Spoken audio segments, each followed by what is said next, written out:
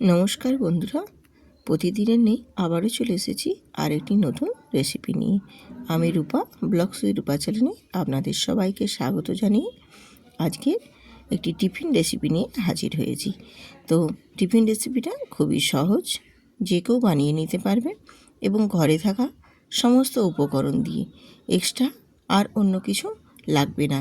খুব সহজেই বানিয়ে নিতে পারবেন, হাতে যদি 5 মিনিট সময় থাকে। তো চলুন রেসিপিটা দেখে নেওয়া যাক। আমি এখানে 1 কাপ সুজি নিয়েছি, আর সুজিটা নর্মাল সুজি নিয়েছি। আর সুজির মধ্যে দিয়ে দেব স্বাদ মতো নুন, দিয়ে এবারে যেই পরিমাপে আমি কাপ মেপে সুজি নিয়েছি সেই মাপের 1 কাপ জল নিয়েছি। জলটা দিয়ে সুজিটাকে খুব ভালো করে মিক্সড করে নেব। তো যেই পরিমাণে আমি জলটা দিয়েছি সেটা এখানে আরও লাগবে, তার জন্য আমি যে এক্সট্রা জলটা রেখেছিলাম সেই জলটাও এখানে অ্যাড করে দেব।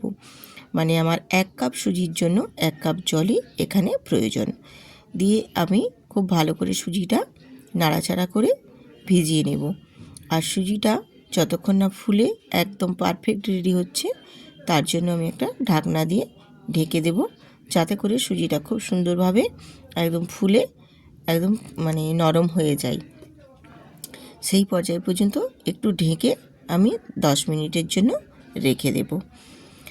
আর একবারে পরিমাপ করে সমস্ত কিছু উপকরণ ঠিকঠাক মতো যদি হয়, যে কোনো রেসিপি কিন্তু বেশ সুন্দরই একদম কমপ্লিট হবে আর খেতেও বেশ ভালো লাগবে।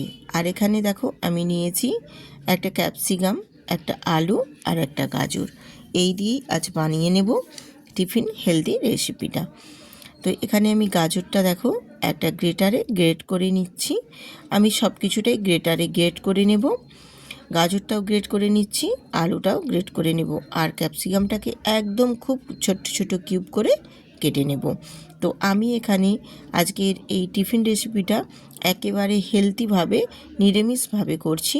তোমরা চাইলে যদি এখানে পেঁয়াজ দিতে পারো, সেক্ষেত্রেও পেঁয়াজটাও কুচো করে নিতে পারো।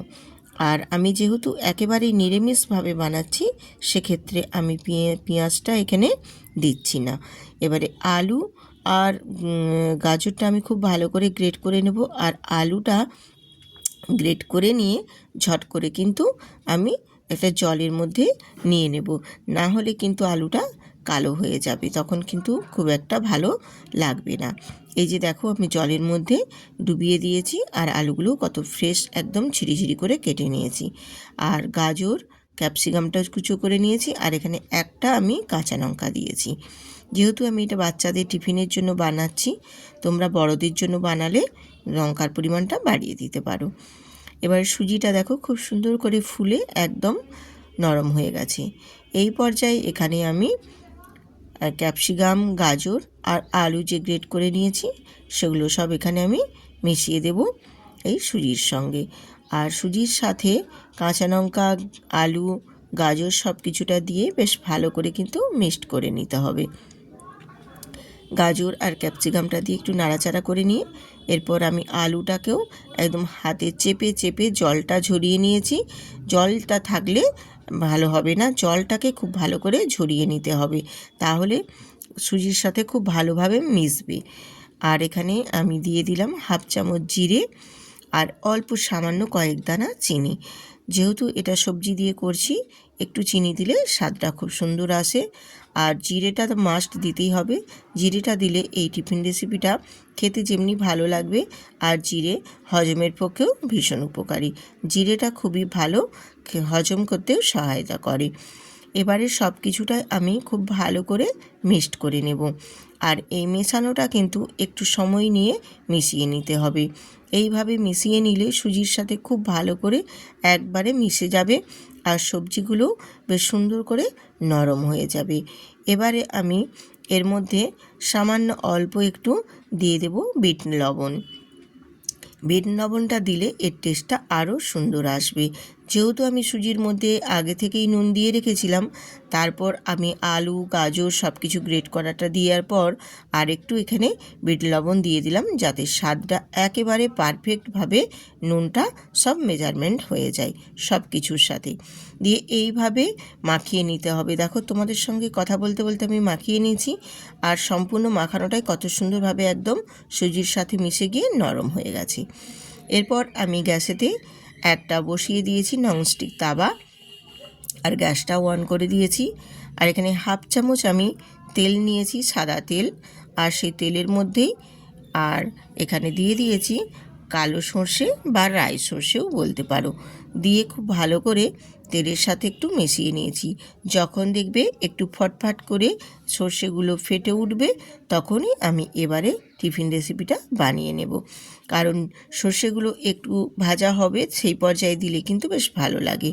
দেখো আমার এখানে সর্ষেগুলো বেশ ফটফট করে ফেটে উঠছে, আর এখানে আমি যে সুজির ব্যাটারটা রেডি করেছি সব কিছু সবজি দিয়ে, সেই টিফিন রেসিপিটা এখানে আমি বানানোর জন্য ব্যাটারটা দিয়ে দিলাম।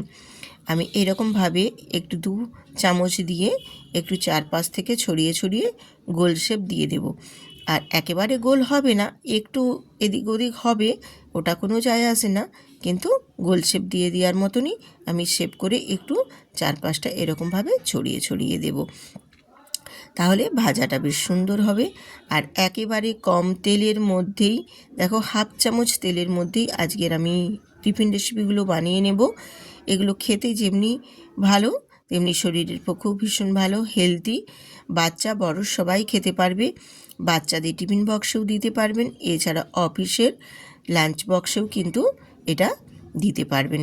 ভীষণ হেলদি, খেতেও খুবই ভালো লাগে, স্বাস্থ্যের পক্ষেও ভালো, যেটা কোনো শরীরের ক্ষতি করবে না। ভীষণ সুন্দর একটা টিফিন রেসিপি। এরপর আমি এখানে একটু ঢাকনা দিয়ে ঢেকে দিয়েছিলাম, যাতে করে আলু আর গাজরটা বেশ ভালো মতো একদম সেদ্ধ হয়ে যায়।